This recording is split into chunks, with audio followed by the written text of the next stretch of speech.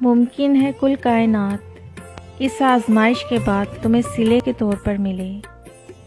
ممکن ہے جس کی مدد کے انتظار میں تم مایوس بیٹھے ہوئے ہو، وہ بھی تمہاری ایک پکار کی طاق میں بیٹھا ہو۔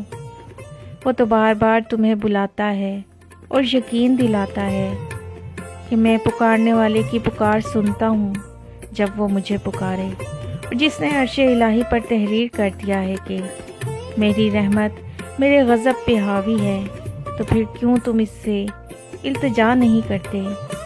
کیوں ان آزمائشوں کی وجہ سے ہمت چھوڑ کر بیٹھ جاتے ہو؟ مدد کے لیے گڑگڑاتے کیوں نہیں ہو؟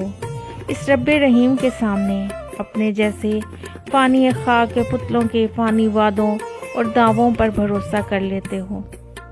تو جس کے وعدے سچے اور دائمی ہیں، ان پر یقین کیوں نہیں رکھتے؟